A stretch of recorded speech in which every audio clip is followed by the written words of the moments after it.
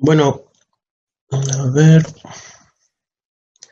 ya que tenemos poco público y supongo que están un poco cansados con lo que han estado haciendo recién, vamos a ver unos videitos de las máquinas de corriente alterna. Vamos a verlo un poco con detalle porque lo que más me interesa es que ustedes eh, comprendan el funcionamiento físico y después puedan leer las ecuaciones que representan ese comportamiento físico. Es decir, que sepan reconocerlas, ¿no?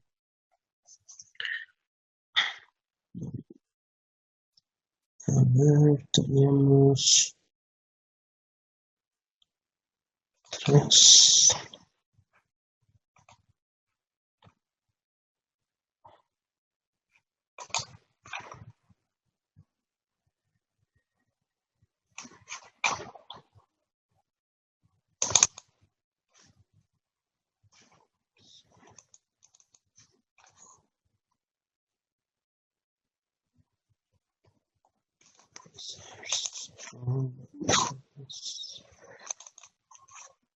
Esta la habíamos visto en una clase.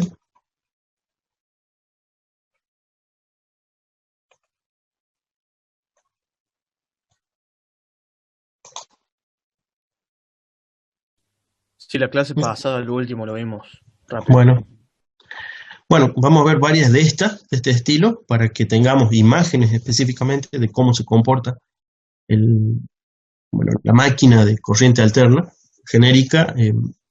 Puede ser tanto la síncrona como la asíncrona. En este punto solo estamos viendo el, el estator, así que bien se podría tratar de la síncrona. Entonces, esta es la clase del martes 18 de agosto de 2020. Estoy comenzando a grabar, así después cualquier cosa se abre en cualquier video y escuchan la fecha les sirva de guía.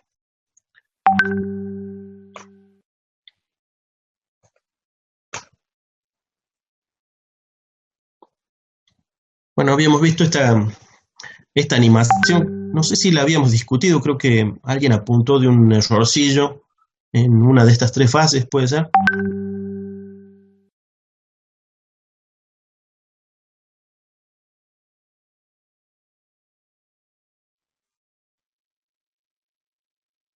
Entonces no. Bien, entonces tenemos acá propios de un sistema trifásico construido sobre un círculo. En este caso, este círculo es el corte de una carcasa de un motor o de un generador trifásico, ¿sí? De un motor o generador trifásico en el cual se está creando un campo, ¿no? Se están creando los campos. ¿Cómo se construyen estos campos? Bueno, ya lo sabemos, hacemos bobinas, les hacemos circular una corriente y esas bobinas van a crear un campo. Ahora, ¿qué clase de campo? Si fueran corrientes continuas, ustedes bien saben, el campo sería estático. Pero acá, si miran cualquiera de las fases A, B o C, lo que tenemos es la manifestación de un campo alterno, ¿sí? Ya saben ustedes, la alterna va y viene, tiene un positivo, un negativo, su crecimiento está descrito por un seno o un coseno, dependiendo de la fase que elijan. Y acá, si se concentran en una, supongamos que la fase A, miramos la fase A, y lo que estamos viendo es la circulación de corrientes, ¿sí? La circulación de corrientes sobre las bobinas. Recuerdan la representación en una bobina en corte. Un punto es una corriente saliente, así que los que ven en un punto es una corriente que apunta hacia sus ojos, mientras que las cruces son corrientes que se están alejando de ustedes, se están metiendo en el plano, ¿no? A fin de cuentas, hemos cortado una bobina que gira completamente por encima del plano, ¿no? Una bobina que está realizando sus espiras por encima del plano o por detrás del plano para completarla, ¿sí? Espero que logren imaginarla. Recuerden que esto es un corte de una carcasa, de un motor. Estamos viendo las bobinas del estator, ¿sí? Entonces, en las tres fases A, B, C, lo que estamos viendo es la circulación de corriente. Como esa corriente pulsa eh, con un carácter senoidal, podemos ver que la fuerza magnetomotriz generada, como ustedes pueden ver, al través de la bobina, ¿sí? La fuerza magnetomotriz generada al través de la bobina. Recuerden ustedes que el campo magnético, en este caso los norte y sur del campo magnético, tienen que generarse obviamente en los huecos de la bobina. Y ustedes pueden comprobar que el hueco de la bobina, en el caso de la fase A, está horizontal, ¿sí? Así que ahí se crea supongamos por un momento que esa flecha está apuntando al norte cada vez que aparece, vemos aparecer el norte pulsada a la misma frecuencia sin duda que la senoidal que alimenta esa fase A, ¿sí? Esa bobina de la fase A. Ahora, ¿cuál es el truco de construir un campo rotante? Que ese es el objetivo de esta construcción. Es lo que se puede ver en las fases B y C. Las fases B y C, ustedes ya saben que están desplazadas en 120 grados eléctricos. Dicho en tiempo, es un tercio de ciclo, ¿sí? Cada un tercio de ciclo de una fase, ustedes deberían ver los máximos de las otras, ¿sí? Los máximos de las otras van a aparecer a un tercio de ciclo después del máximo de una fase de referencia. Si toman la fase A como referencia, un tercio de ciclo después aparece la fase C, un tercio de ciclo después aparece la fase B, en un máximo, ¿sí? Llamémosle un máximo sin importar de qué lado estamos, ¿no? Un extremo, ¿no? Sin importar si es el mínimo realmente o el máximo. Recuerden, el pico de la senoidal hacia cualquiera de los dos lados.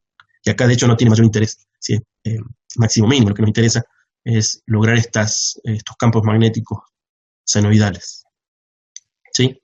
Entonces vean ustedes que un campo magnético, el campo magnético de A, ha sido alineado con la horizontal. El campo magnético de la fase C está a, ¿cuánto está? A ver si podemos verlo. Está corrido 120 grados, o sea, el eje de la bobina está corrido 120 grados, ¿sí? Respecto de la horizontal, ¿sí? Está corrido 120 grados respecto a la horizontal, o lo que es lo mismo, 120 grados, en este caso geométricos, entre bobinas, ¿sí? 120 grados geométricos entre bobinas. Así que tenemos bueno, no sé cómo apuntarlo. Supongamos, si tenemos el fasor aquí, el siguiente fasor va a aparecer sobre una línea a 120 grados, ¿sí? Y el siguiente fasor va a aparecer sobre otra línea a 120 grados hacia el otro lado, inclinado. Ahí tenemos nosotros ya los 3 desplazamientos geométricos de estas bobinas. La combinación, recuerden ustedes que son solo fuerzas magnetomotrices las que tenemos graficadas con esos vectores. La combinación, la suma vectorial de esos campos magnéticos en el aire, va a dar por resultado un campo magnético rotante, que es el que ustedes ven girar ahí. Vamos a ver si lo podemos ver en otras gráficas para hacerse la idea de lo que está ocurriendo aquí.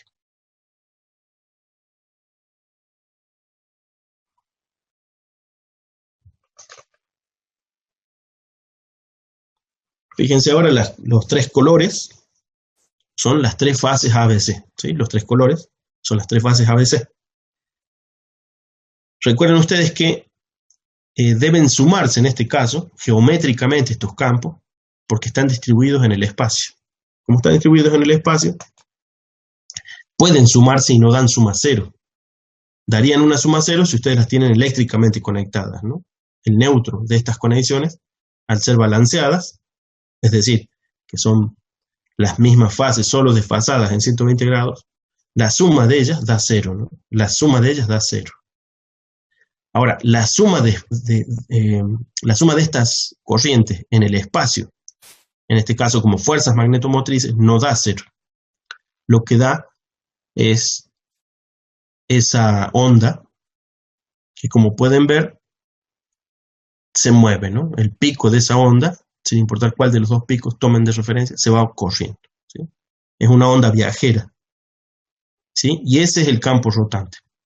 Ese es el campo rotante, ¿sí? Este efecto, recuerden ustedes, este efecto no puede aparecer en 3 bobinas alineadas, ¿no? En 3 bobinas alineadas no va a aparecer el efecto. Aparece el efecto en 3 bobinas desfasadas geométricamente 120 grados en el espacio, ¿sí? La pregunta sería, ¿qué frecuencia tiene esta onda? Ustedes la ven ahí, es viajera, ¿sí? Tiene una fase creciente, pero ¿qué frecuencia tiene?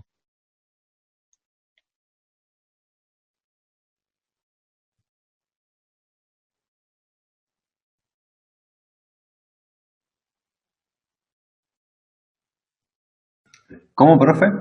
¿Qué frecuencia tiene esta nueva onda, la resultante, ¿sí? Respecto de las otras? las que son sus generadoras.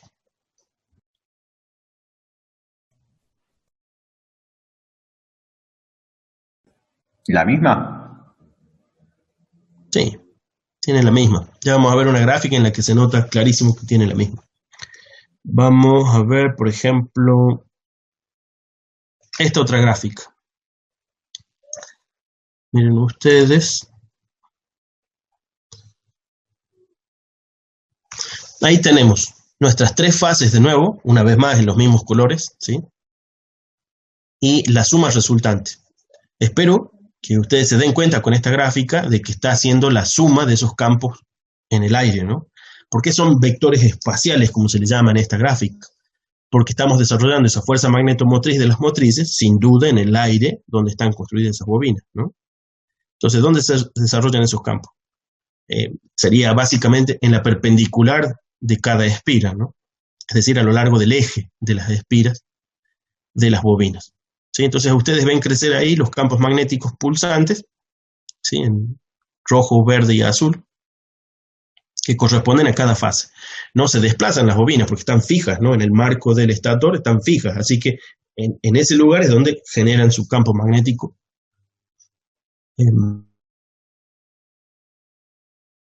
al ritmo de la señal que las alimenta, ¿no? Ahora, como ustedes pueden ver, fíjense el momento, vamos a ver si lo podemos capturar. Bueno, se me pasó un poco.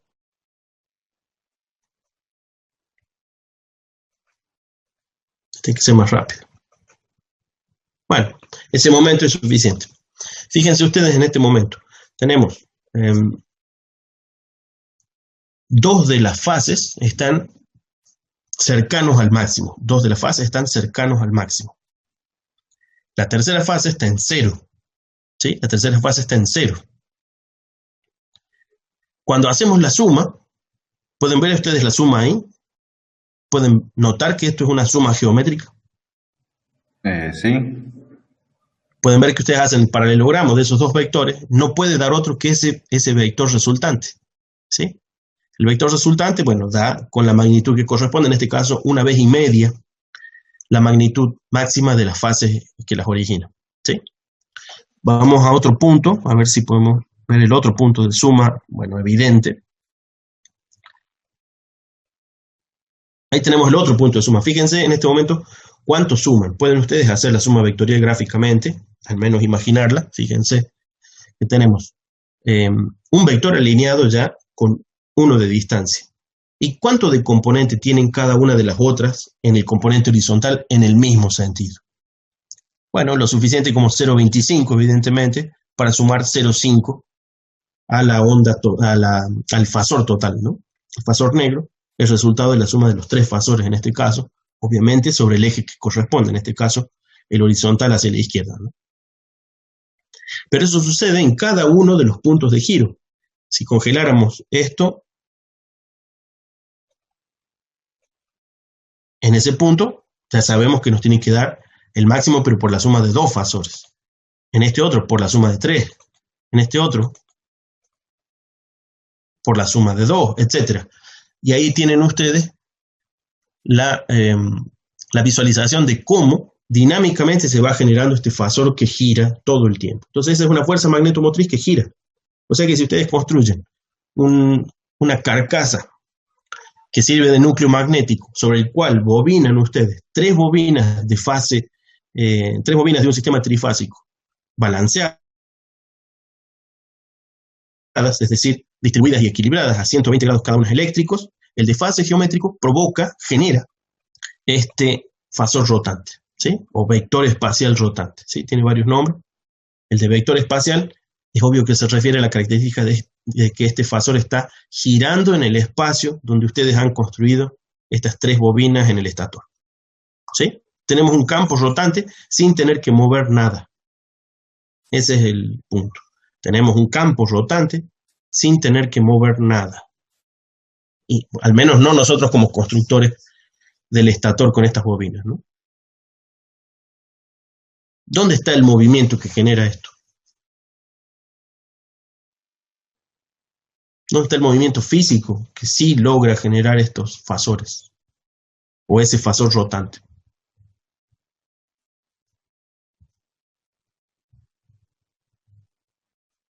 ¿A dónde se produce eso?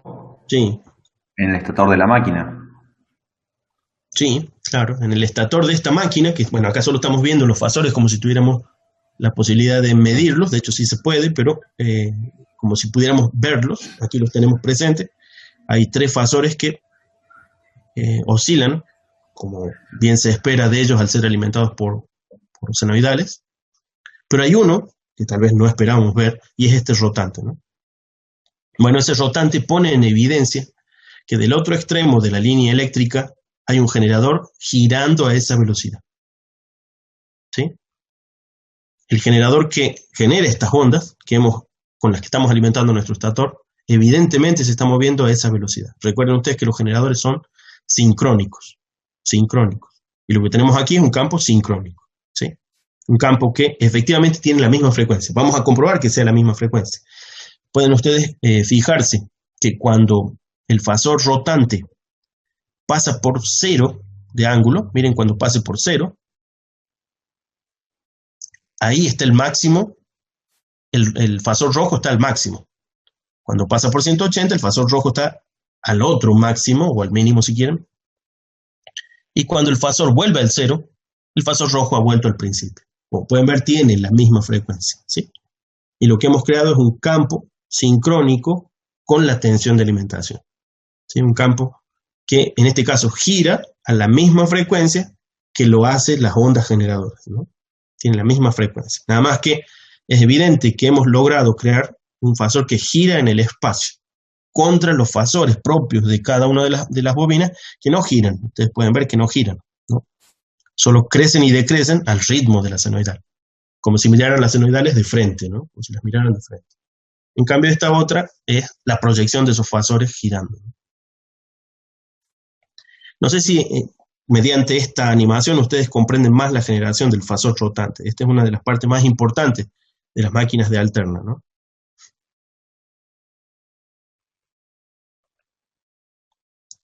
Comenten o pregunten, sería oportuno.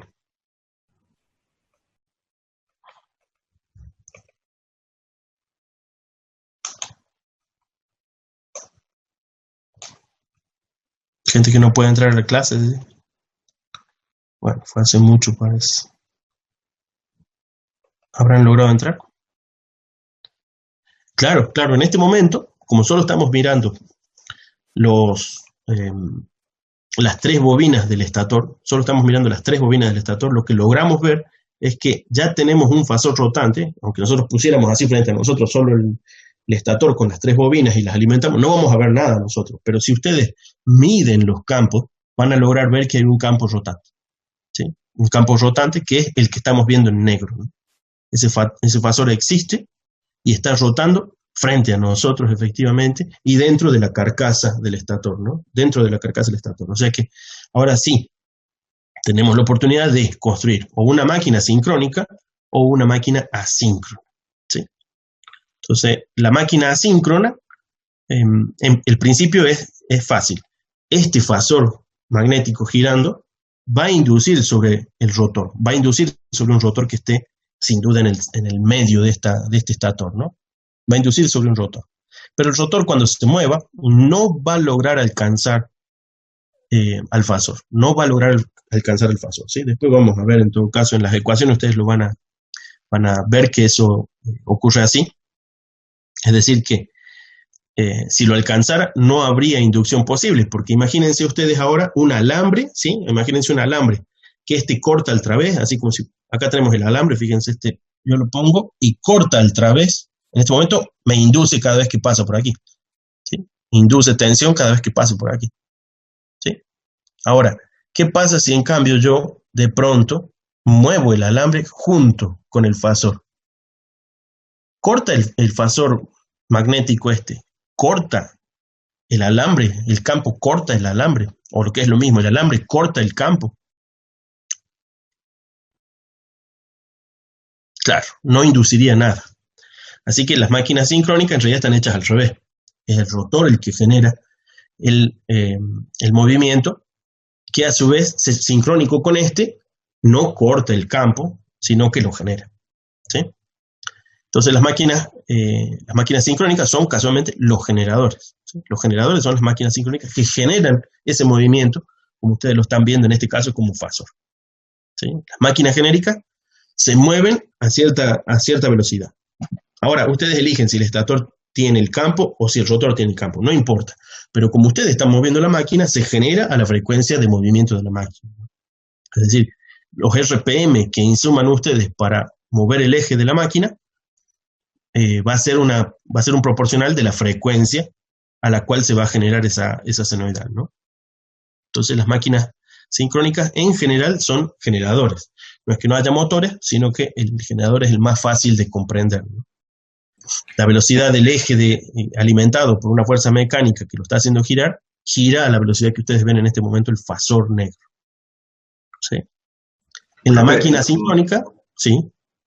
En los generadores, ¿cómo se hace para tener 50 Hz fijo? ¿Se limita mecánicamente la máquina que gire a eso?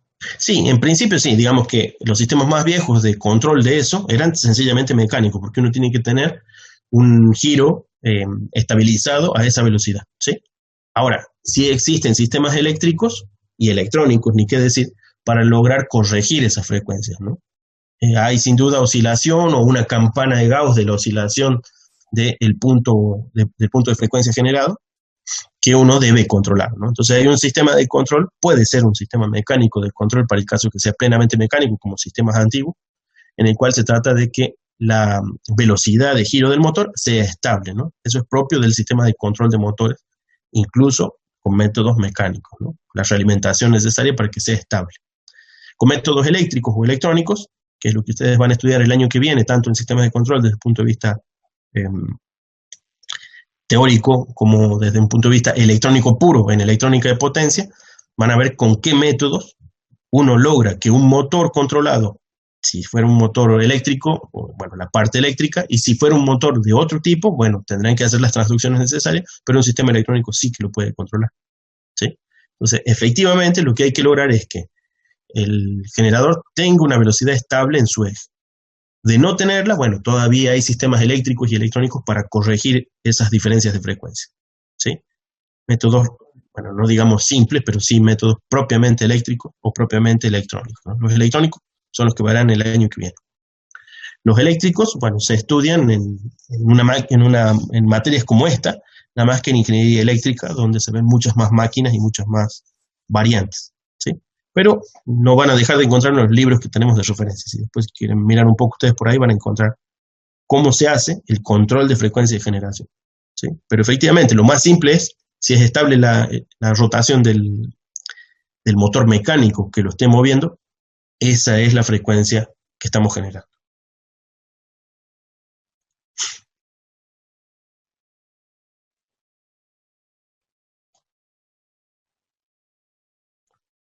Bueno, en este decíamos, entonces se hace evidente lo que contaba yo recién, es lo que estamos mirando son, en los colores, los fasores de la fuerza magnetomotriz generada. Recuerden que una fuerza magnetomotriz, ¿qué es? Básicamente es N por I. N por I. Así que podemos considerar que lo que estamos mirando son las propias corrientes de las bobinas, ¿sí? Salvo por el factor multiplicativo N, en cierta manera estamos mirando las corrientes, ¿no? Recuerden que la unidad para la fuerza magnetomotriz es amperes vuelta, y de hecho las vueltas son adimensionales. Entonces, ¿qué estamos viendo? Corrientes en el espacio, ¿sí? Entonces, a veces le llamamos a estos fasores, los fasores o vectores de corrientes, ¿de acuerdo? No es que no sean también de fuerzas magnetomotrices, sino que, como las unidades lo permiten, y el factor n es solo un factor multiplicativo que se manifiesta en este caso en el aire, ¿no? Como un campo magnético. Bueno, podemos decir que estos fasores son los fasores de corrientes de cada una de las fases de alimentación, o bobina si lo quieren, que es lo mismo, ¿sí? En este caso estamos mirando el estator. ¿Cuál es la resultante? La pueden ver ustedes girar, ¿sí? ¿Alguna pregunta, alguna consulta? ¿Quieren que veamos eso relacionado con otro de los gráficos? Así vemos cómo se relaciona con ello. Recuerden ustedes bien el concepto de fasor, ¿no? Fíjense que a ver, yo creo que había una animación de eso también, pero se me olvidó dónde está. Puede ser esta. Esta sí, esta está muy buena. Esta es la misma que recién. La animación no es tan buena. Fíjense que la flechita ahí le cuesta dar vuelta, ¿sí? Detalles de cómo se ha logrado esa animación, ¿sí? Tal vez está muy gruesa la flecha y por eso se la nota mucho doblar, dar vuelta. Entonces aquí tenemos, fíjense en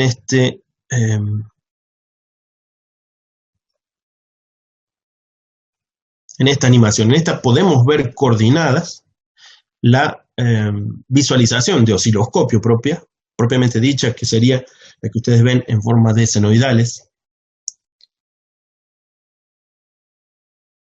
contra la visualización de fasores, ¿sí? Son simultáneos, así que los pueden ver coordinados. Por ejemplo, vamos a apuntarnos el rojo cuando llega al máximo, lo que estamos viendo, fíjense, el máximo es el valor 1 en el tiempo 0, llamemos, o ¿cuánto dice ahí?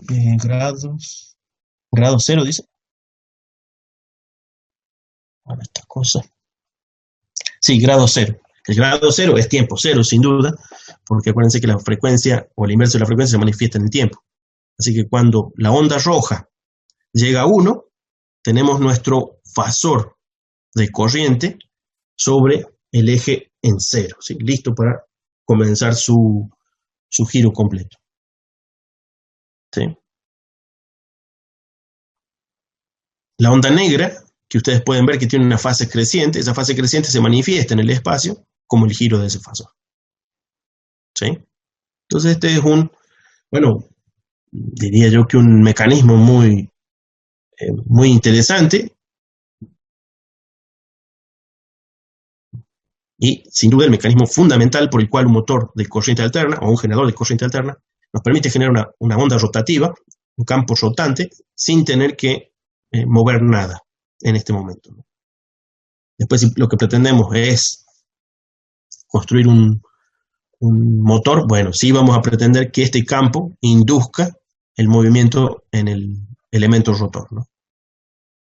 ¿Sí? Entonces esta es la parte, diría yo, que más importante de estos motores de corriente alterna y lo que los hace muy distintos de los motores de corriente continua, ¿no? En este sentido son muy distintos de los motores de corriente continua. Motores de corriente continua, de hecho, uno los podría analizar y decir que también son motores de corrientes alternas, nada más que tienen que estar aproximados por pulsaciones.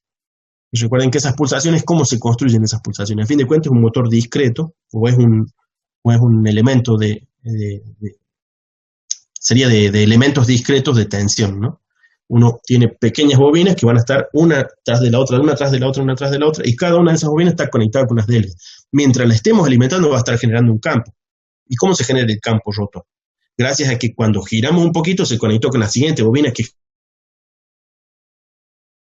genera su otro campo, se gira otro poquito y genera otro campo y genera otro poquito. Entonces sí tenemos un campo rotante, pero está forzado mediante suma de pequeños campos de distintas bobinas, ¿no? Acá en cambio tenemos algo evidentemente más continuo y mucho más prolijo, ¿sí? Mucho más continuo y mucho más prolijo. El problema con los motores de corriente alterna ha sido su control, y su control ha sido viable de manera económica o fácilmente integrable o fácilmente realizable con la moderna electrónica y el moderno control informático, ¿sí? Entonces, eso no estaba disponible en la época de Tesla, cuando comenzaron a aparecer tanto los generadores como los motores de corriente alterna, ¿no? No es que no existieran ningún tipo de control, sino que era más simple hacer un control con menos tecnología, sin duda, para un motor de corriente continua que uno de alterna, ¿sí? Eso ha hecho que los motores de alterna tengan una explosión de uso recién en los últimos 30, 40 años, ¿sí? Gracias a la electrónica integrada y en principio de estado sólido, ¿sí? No es más, podrían haberlo hecho con válvulas, claro, y seguro que se hizo, pero no en la escala suficiente como para que sea mantenible, de costo accesible, de fácil mantenimiento y de fácil operación. Eso se ha logrado con la electrónica moderna, desde los transistores, especialmente los transistores de potencia, los tiristores, y sin duda el control electrónico, ¿no? El control electrónico es algo un poco más elaborado, ¿no? El año que viene ustedes lo van a ver, y es básicamente desde el control discreto de corrientes de transistores. ¿Y quién controla eso de manera discreta? Bueno, ya lo saben ustedes. Computadoras industriales. Computadoras industriales, es decir, sistemas embebidos, computadoras dedicadas al área industrial que van a estar generando las señales necesarias para crear el control de estos motores de corriente alta. Para que eso funcione así es que se necesita conocer esta teoría, ¿no? Esta es la parte de la teoría de cómo funciona, ¿sí? ¿Les parece más entendible esta que combina las senoidales con los fasores? ¿Les ayuda a comprender lo que ocurre en el estator? Sí, queda claro el fenómeno. Se ve bien. ¿Sí? Bueno, ese es el objetivo de este tipo de animaciones. Bueno, gracias, Nahuel. La idea, digamos, muchos de los que hemos estudiado también esto, lo hemos tenido que estudiar en papel, leyéndolo, o en papel y lápiz haciendo las cuentas uno. No significa que no se pueda, pero sin duda es más difícil imaginar todo esto que verlo animado, ¿no? Y una vez visto animado, ya va a ser más fácil imaginarlo, ¿sí? Uno lo va a recordar y lo va a recrear cada vez que lea las ecuaciones correspondientes. Entonces el punto que nos falta a partir de estos videos es lograr comprender cómo una ecuación escrita con cierta notación en particular nos da una idea acabada de lo que estamos mirando, ¿no? Una notación, ya sea, fíjense ustedes, por un lado deberíamos poder describir esta suma de senoidales, esa suma de senoidales. Imagínense escrita en senos, seno de no sé cuánto, con la fase que corresponda, de t, etcétera, sumada al seno de no sé cuánto, desplazada a 120 grados, ¿sí? Se puede escribir tranquilamente. De ahí a entenderla no es algo tan simple, ¿sí? Yo miro las senoidales y sí, puedo, sí, una senoidal. No me doy cuenta que de esa senoidal rotante, ¿sí? No me doy cuenta de buenas a primeras que de esa senoidal rotante. Ahora, en vectores, ¿qué tal si congelamos esos vectores como hicimos hace un rato? Ahí casi que le pegué. Bueno, si yo dibujara justo ese aspecto y escribiera los valores particulares de esos vectores o analíticamente, bueno, sería un tanto más fácil. Uno hasta podría decir, bueno, es fácil, mire, el vector azul más el vector verde, ¿sí? Ya que son vectores, hay que sumarlos vectorialmente, es igual al vector negro, ¿sí? Así de fácil. Entonces, vector negro es igual a suma de vector azul más suma de vector verde.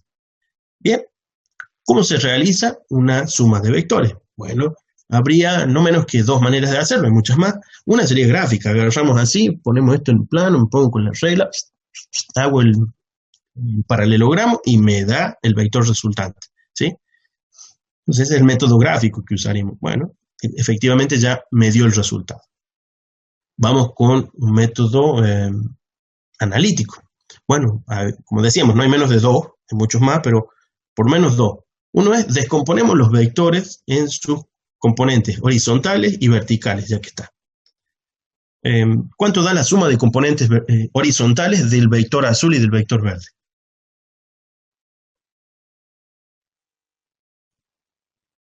Cero. Claro. Sí. No le di en el punto exacto yo, pero si tuviera justo, dan cero. Los componentes horizontales del vector azul y verde dan cero.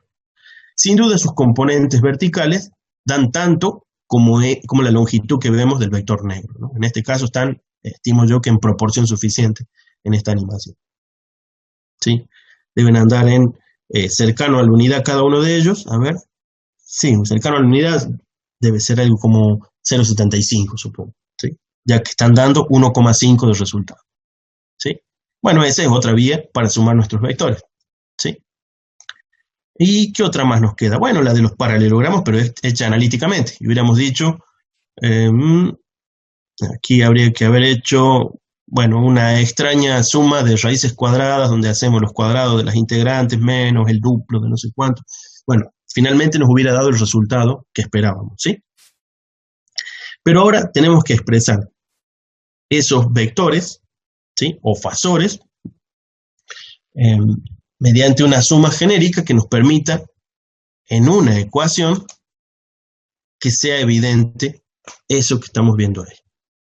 ¿sí? Los fasores, los tres fasores, de hecho, se suman siempre, o los tres vectores, si ustedes quieren llamarles. Fíjense que en esta teoría a veces le llaman vectores espaciales. Entonces es muy importante, también como nos pasa mucho, que los autores, a pesar de que haya autores increíblemente de buena referencia, también difieren entre ellos, ¿no? Entonces algunos dicen, no, los fasores no son vectores, otros dicen, los vectores no son fasores, otros dicen, los complejos no son vectores, etcétera, etcétera. Bueno, hay algo que se llama analogía, y es obvio que un fasor es análogo a un vector, y que un vector a su vez es análogo a un número en el plano complejo, ¿sí? Entonces cuando tenemos esas analogías presentes, lo único que estamos haciendo es cambiar el tipo de representación y la vamos a representar como más nos convenga.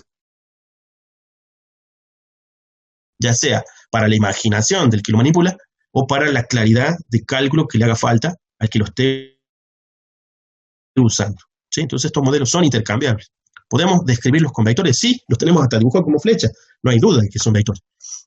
Bueno, pero el concepto de fasor, tenga usted cuidado, porque el concepto de fasor está más aplicado a algo como lo que vemos en las ondas senoidales. Un fasor describiría el giro que esta flecha, haciéndolo en el tiempo, nos describe las alturas de la instantánea de la senoidal. Bueno, de acuerdo, pero se comporta como un vector que gira, ¿sí? Así que, sin importar qué autor tomemos, ustedes no se dejen engañar, los vectores, los fasores, los complejos y algunas otras entidades matemáticas son análogos, entonces son intercambiables, ¿sí? Entonces, dependiendo un poco de los materiales de referencia que tengamos, vamos a poder representarlo con cualquiera de ellos, ¿sí? Con cualquiera de ellos.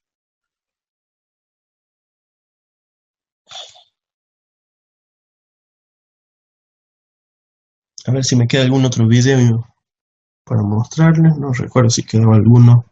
Me parece que los más evidentes son estos, ¿no? Decíamos entonces. Ahora sí podemos volver, por ejemplo, a este, ¿sí? Acá lo vemos separado. Tenemos las tres fases separadas. Podemos ver hasta quiénes generan esos fasores que hemos visto pulsar, ¿sí? Pueden ustedes ver las bobinas en el estator. Estamos mirando las bobinas en el estator, ¿sí? Y el equivalente, si ustedes suman todas estas tres representaciones, las suman, las superponen por sus valores, lo que obtenemos es la resultante. ¿Alguien ha logrado encontrar el error en esta animación?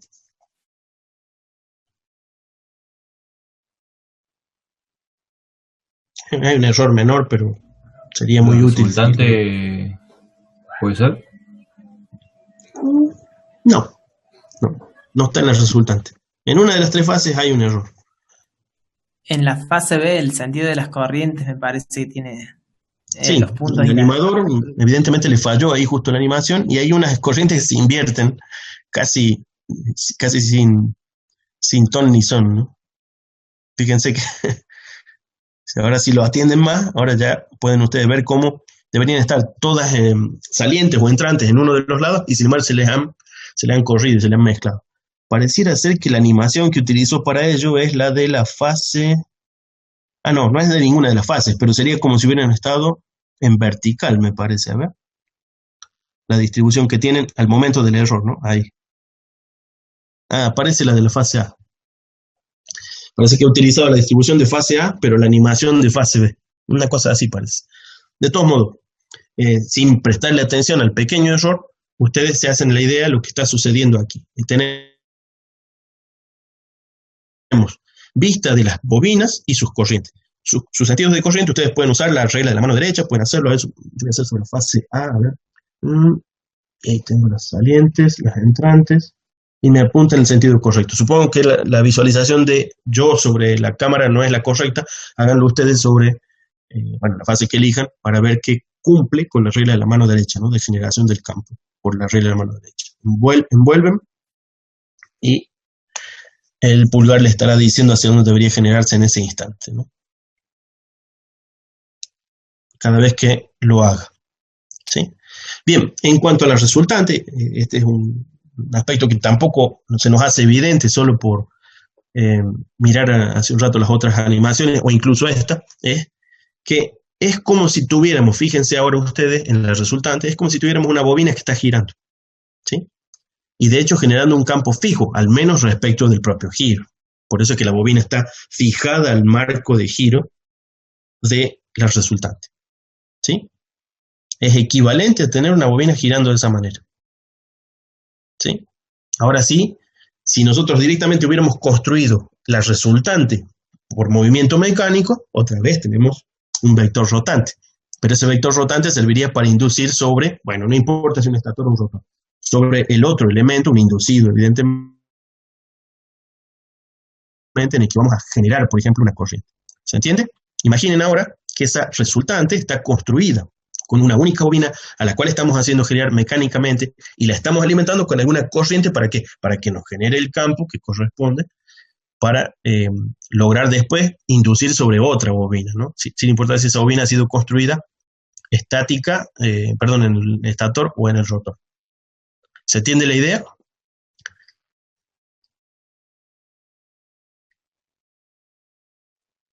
¿Qué tipo de alimentación hubiéramos dado a la bobina que en este momento se llama resultante para hacer lo que dijo?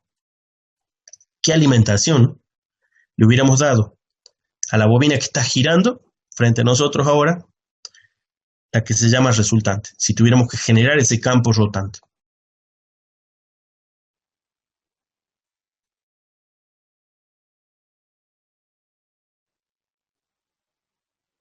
¿Se entiende lo que digo? Vamos de nuevo.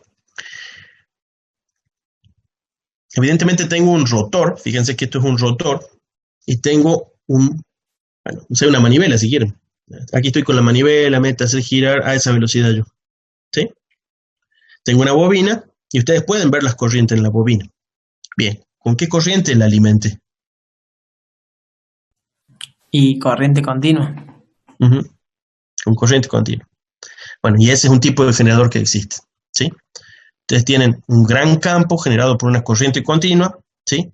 Que proviene de, no importa, unas baterías, un sistema, en fin, algún sistema que provea la corriente continua, que alimenta, en este caso, el que genere el campo. Yo he supuesto en este momento un rotor, de todos modos un rotor, habría que ponerle, ya saben ustedes, unas lindas escobillas, etc. Y nos genera un campo rotante. ¿Cómo? Rotando el campo, ¿sí? Entonces hay dos maneras de hacerlo. Una es creando eso, y eso es lo que suele suceder en un generador. Ponemos un campo fijo en un generador, pero lo estamos girando. Listo, tenemos el campo rotante. Ahora, ponemos, ya sea en el exterior de este rotor de la resultante, ponemos bobinas fijas. ¿Qué se induce sobre esas bobinas fijas? Ahora sí, ustedes pueden verlo. Genera estos tres campos que estamos viendo en fase ABC. ¿Sí? Genera esos tres campos en ABC. Así que acá tenemos tanto un generador como un campo rotante generado por un estator. ¿Sí? Cualquiera de las dos representaciones que nos acabamos de hacer son válidas. ¿Sí? Si lo que estamos alimentando con corriente continua es la que en este momento se llama resultante, hemos generado nosotros en el estator los campos de ABC. Guarda que acá están superpuestas las posiciones, ¿no? Pero estoy suponiendo que el resultante en realidad está concentrado en el rotor, ¿no? Su bobina está en el rotor. Las fases ABC estarían en un estator fijo, del cual podemos extraer una corriente alterna con la frecuencia de los resultantes. ¿Sí? O sea que aquí tenemos, esquemáticamente, el trabajo de un generador. ¿Sí?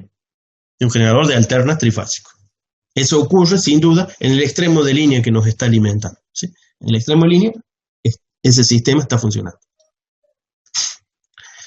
Ahora, volvamos al que estábamos diciendo recién. En cambio, si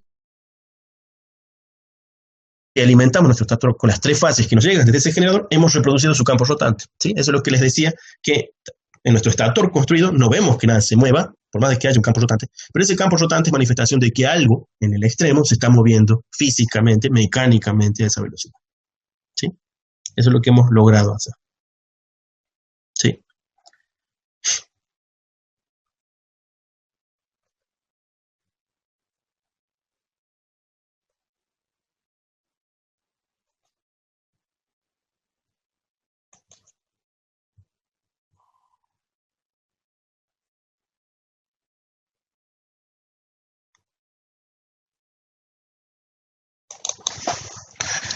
Bueno, a ver. Para redondear y terminar un poco el tema, así tampoco los abrumo, espero que estos videos les ayuden especialmente a comprender lo que estamos tratando de manipular. Recuerden ustedes que lo que queremos hacer en todas las materias, sin duda que se pretende, es comprender lo que estamos haciendo, comprender cómo anotarlo, y una vez anotado y comprendido cómo trabaja, poder controlarlo. Si sabemos cómo trabaja, saber que si yo le modifico algunos parámetros de entrada a este sistema, lo puedo controlar. El control lo hacen el año que viene, pero en este año esperamos que ustedes comprendan cuáles son esos parámetros que se podrían llegar a controlar, ¿no? Para eso necesitamos ver el modelo motor. Déjame ver si lo encuentro, que ahora no me acuerdo dónde los dejé. Complex vectors, no. Está uno acá. Bueno, motor de corriente alterna.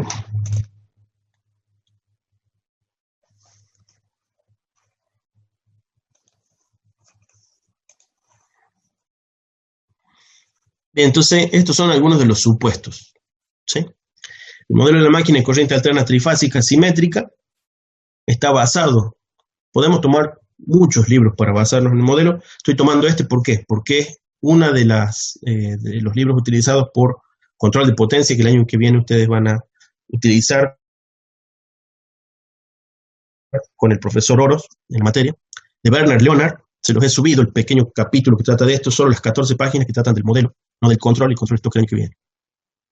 De hecho, el libro se llama, si se fijan, Control of Electrical Drives, ¿no? Control of Electrical Drives. Para ello, presenta el modelo. El modelo está supuesto en lo siguiente. Que es un motor de dos polos, ¿sí? Fíjense que esto que tenemos en el video también es un motor de dos polos, ¿sí? Un motor de dos polos. Pérdidas cero. Bordes de bobinas y sus efectos despreciados, ¿sí? Estamos suponiendo los ideales. Corrientes balanceadas de estator y rotor, ¿sí? Corriente balanceada de estator y rotor, ya lo vamos a expresar matemáticamente, en un sistema de estrella o de triángulo, da lo mismo, pero tiene que ser balanceado, ¿sí? Recuerden que ustedes en una estrella, si está balanceado, recuerden que hay un punto de unión de las tres corrientes. En ese punto de unión sale el neutro debe estar en cero, eso es que esté balanceado. En un triángulo es más difícil medirlo de esa manera, pero tiene que ser equivalentemente que la suma de esas tres corrientes de cero, ¿sí? Escrito, a ver si lo tengo en forma abierta o explícita, hubiera sido esto que Werner Leonard apunta con una ecuación tradicional, así. Acá está. Fíjense, esta ecuación. Corriente del estator de la bobina 1, corriente en el estator de la bobina 2, corriente del estator de la bobina 3, da 0. La suma de ellos da 0, ¿sí? Ese es el balance eléctrico, ¿no? Un sistema trifásico balanceado, ¿sí? Que no tiene desfasajes mayores o diferencias de corriente más allá del propio desfasaje eléctrico, tiene que dar 0, ¿sí? El sistema tiene que dar 0. Esto sucede en el estator y también en una ecuación similar para el rotor, ¿sí? Entonces aquí es donde lo comienzo a subindexar de esta manera. La sumatoria de las corrientes da 0, eso es lo que dijimos. Pero está hecha una sumatoria sobre n, donde n es 0, 1 y 2, es decir, las tres bobinas, ¿sí? Se utiliza el 0 por razones que permiten evaluar esa n de tal manera de que ayude a las ecuaciones y las haga más compactas, ¿sí? Entonces este es un punto, bueno, si esta la entienden bien y esta todavía no la entienden tanto, después espero que la comprendan como una abreviatura sin pérdida de información, ¿sí? Es una compresión, evidentemente. Una abreviatura sin pérdida de información. Ustedes ya conocen la sumatoria, acá estamos haciendo una sumatoria en n. Entonces n puede cambiar ¿De qué maneras? 0, 1, 2, 0, 1, 2 son las bobinas. En vez de ser la bobina 1, 2, 3, la bobina 0, 1, 2. ¿Sí? La bobina 0, 1, 2. En algunos libros también se las refiere por RST para la parte alimentada y ABC para el rotor. RST en fasor, perdón, en estator, y ABC minúsculas para el rotor. ¿Sí? Depende de la anotación del libro, pero bueno, hay varias otras, como la 1, 2, 3. ¿No? La 1, 2, 3 no la pongo aquí porque es confusa respecto a la 0, 1, 2. Entonces, la suma de las corrientes del estator o del rotor da 0. Para indicar que se trata del estator o del rotor, esta ecuación puede ser evaluada con K en 1 o con K en 0. 0 sería rotor, ¿sí? Equivalente a, perdón, 0 sería equivalente a estator, también simbolizada por la S, como en este libro. Ven ahí la S. Y el 1 que sería rotor. ¿Sí? Recuerden que la representación aquí está tratando de realizar una reducción, ¿no? Entonces aquí tenemos presente nuestra sumatoria de los sistemas balanceados. El sistema balanceado puede estar en el estator o en el rotor. En este modelo se da por hecho que en ambos es balanceado. ¿Sí? ¿Se entiende esta particular notación en este momento?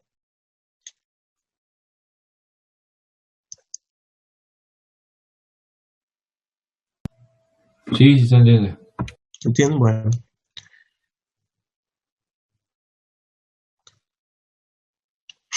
En la K casi siempre vamos a tratar una cosa sobre el estator y una cosa sobre el rotor. Y casi siempre hay ecuaciones en las que hay un componente del estator más un componente del rotor. ¿Sí? Para decir eso, en esta notación se hace lo siguiente. Se define a K, también lo pueden suponer ustedes como binario, ¿no? ¿Cuál es el opuesto del estator? El rotor. ¿Cuál es el opuesto del rotor? El estator. ¿Sí? Entonces, ¿cuál es el opuesto del 0? El 1. ¿Y cuál es el opuesto del 1? El 0.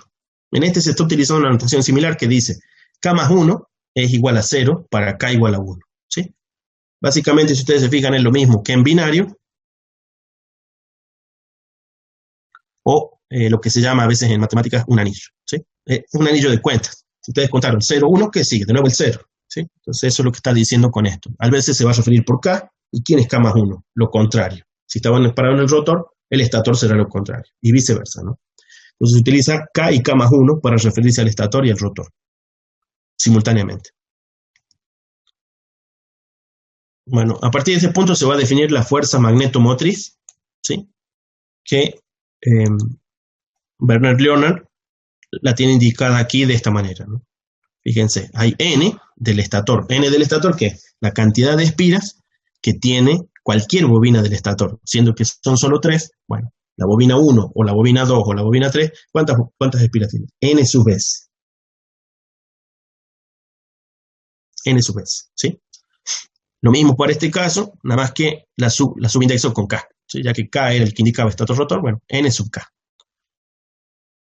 ¿Y cuál es la sumatoria que hay que realizar para sumar los aportes de fuerzas magnetomotrices correspondientes a las 3 bobinas? Las hemos visto gráficamente. Cada bobina aporta lo suyo siempre y cuando estén en el ángulo que corresponda. Han sido desplazadas 120 grados entre ellas. Así que su aporte va a ser 120 grados desfasados de cada una. ¿Sí?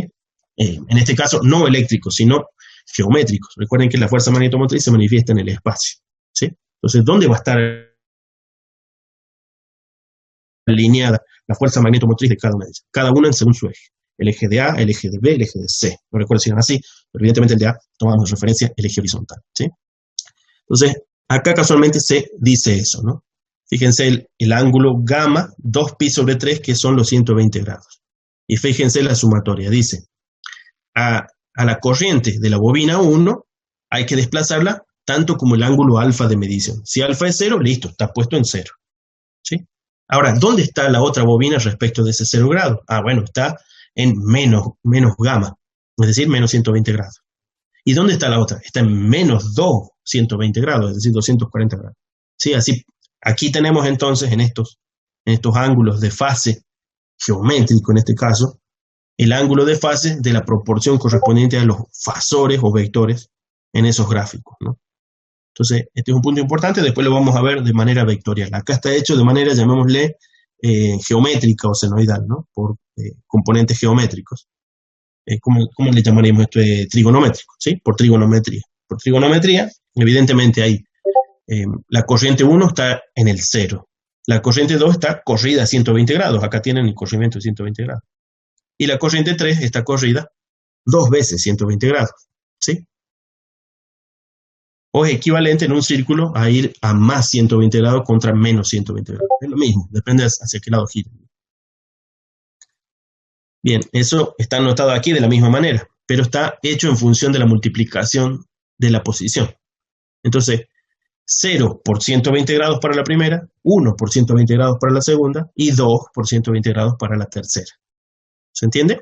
Este corrimiento, solo el corrimiento, no digo toda la fórmula, ¿no? ¿Sí? Entonces, el ángulo de medición, que es este, menos la posición que ustedes hayan utilizado. Si tomamos el 0 de referencia, bien, el primero es 0 menos 0, porque n vale 0. El segundo será menos 120 grados. El tercero será menos 240 grados. ¿Sí? Entonces, esta referencia permite referirme a todas ellas a la vez, solo con la evaluación de n.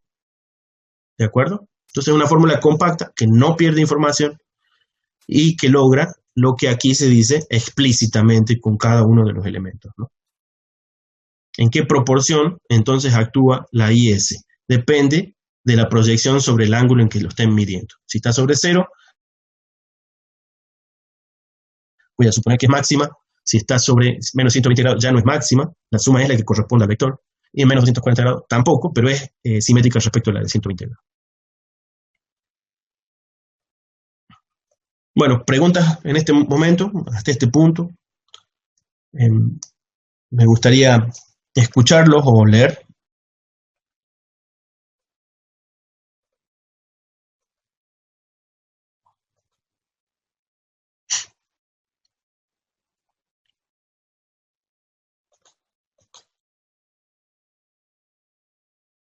Bueno. Entonces, lo que... sí, escucho.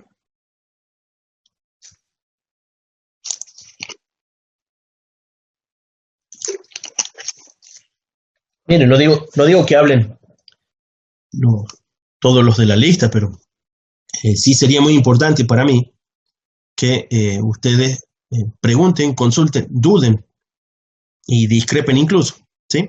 Porque lo que estoy intentando es que ustedes sí manipulen un modelo que no es sencillo, pero que en función de comprender tanto la notación como su representación, ustedes puedan dominar, ¿sí? Esa es la idea. Es decir, yo sí creo que ustedes pueden manejar modelos complejos, que para eso han venido a la universidad, y este es uno de ellos, ¿sí? Solo estamos en la primera parte, esperamos desarrollarlo durante el resto de las clases, para que ustedes dominen un modelo lo suficientemente complejo, de tal manera que le encuentren la vuelta a cómo anotarlo y cómo manipularlo, ¿sí? Esa sería la idea de ver este tipo de modelos. Bueno, gracias, Pablo. Entonces, por otro lado, también lo que pretendo es que sin necesidad de que algo sea extensamente escrito, en una notación compacta se pueda dar a entender lo mismo, es decir, sin pérdida de información, ¿sí? Entonces, por eso es muy importante cambiar la notación del modelo que estamos usando de referencia. Estamos usando de referencia a Bernard Leonard. Las ecuaciones van a tener este estilo. Ustedes pueden ver, son explícitas y uno, no quiero decir que la comprendan solo por leerla, pero uno puede encontrar cada componente explícito en las fórmulas que él emplea, ¿sí? Después sí vamos a diferir con Leonard y va a ser lo siguiente. Él va a utilizar una notación que hemos charlado en algunas otras clases. Es una manifestación del teorema de Ferrari. Es decir, componer cualquier fasor como llamémosle un fasor y un contrafasor, ¿sí? Que son el complejo conjugado. El complejo conjugado no son más que un vector o contravector o un fasor y su contrafasor. Pueden ver ustedes que la diferencia entre complejos conjugados es siempre el ángulo, ¿sí? Siempre el ángulo. El ángulo es el que los diferencia, ¿sí?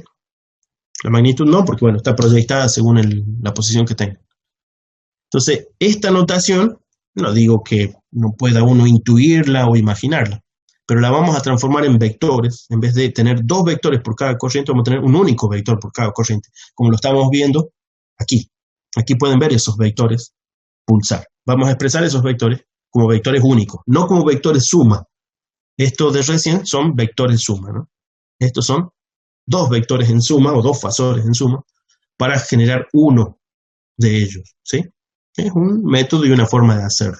Si ustedes son capaces de imaginarlo, bien por ustedes, es válido y este modelo es tan válido como los otros. Lo que vamos a hacer es convertirlo a un modelo vectorial, ¿sí? Entonces en ese punto es el que vamos a trabajar en próximas clases, ¿de acuerdo? Bueno, ¿alguna pregunta, comentario, algún otro detalle?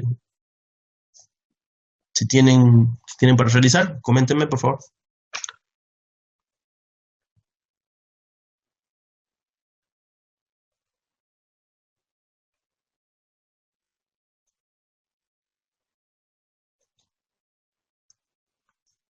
No, creo que no, profe. Creo que lo vamos a terminar de entender en la práctica. Cuando empecemos a resolver algún que otro ejercicio, De acuerdo. siempre se aclara. De acuerdo, de acuerdo. Y, Sin duda y que... tam- Pues Sí, por ahí, si lo vemos así, por más que leemos, queda como medio en el aire y sí, como que cuesta un poco más. sí, cierto, cierto, cierto. Sí, decía alguien más por ahí, creo que ahí. no, yo decía que también habría que pegarle una leidita para terminar de cerrarlo. Bueno, sí, sí, sí, sin duda, claro, bueno, es inevitable que esto tengan que leerlo y profundizarlo, ¿no?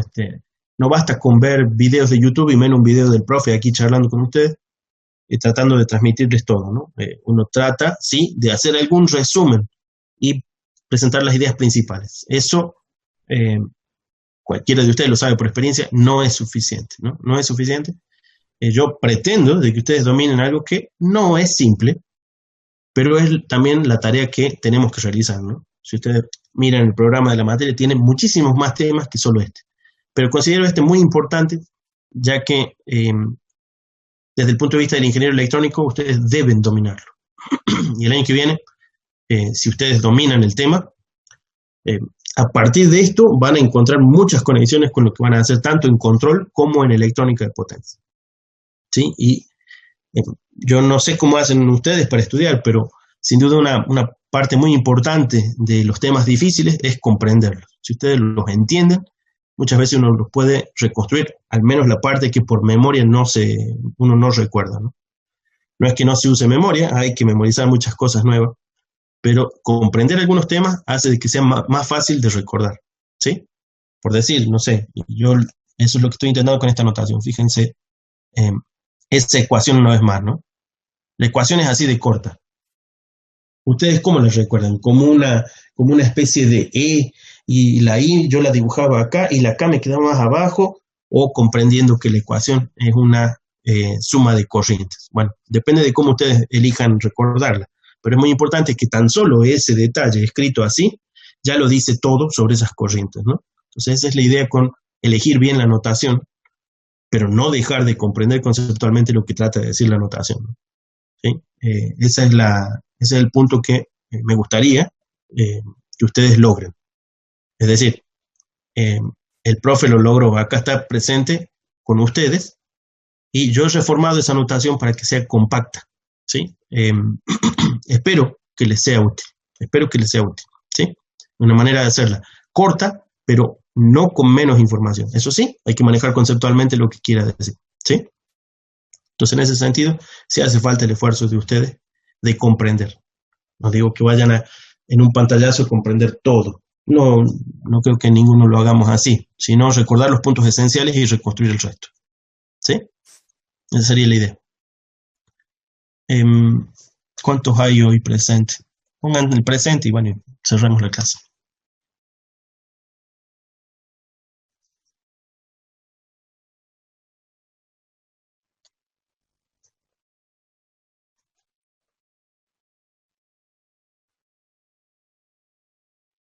Estoy grabando, así que pueden poner el presente, así ya después cerramos la clase.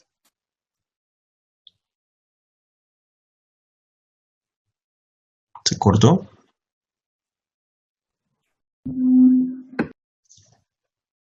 ¿Se cortó? No, No, profe, profe, estamos. se- No, profe, no. No. Pongan entonces el presente, decía en el chat, y ya podemos cerrar la clase.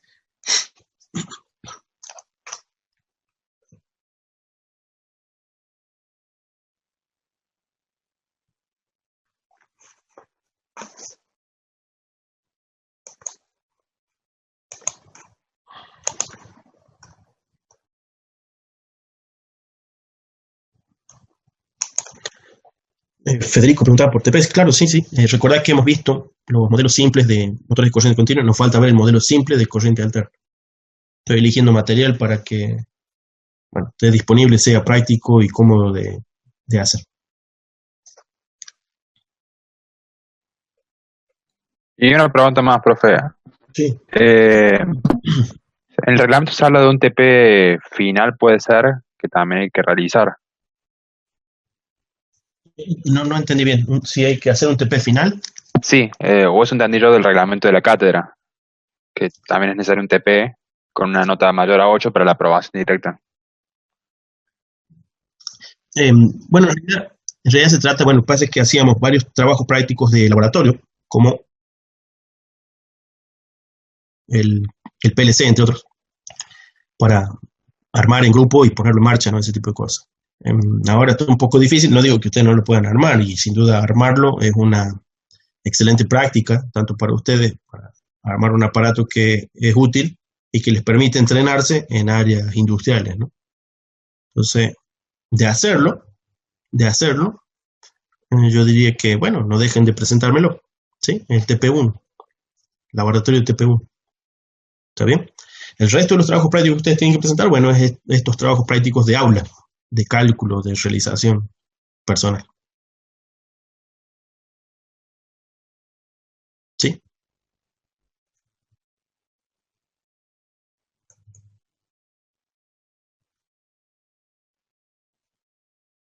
Bueno, todos han puesto su presente. Bueno, nos vemos pronto. La semana que viene.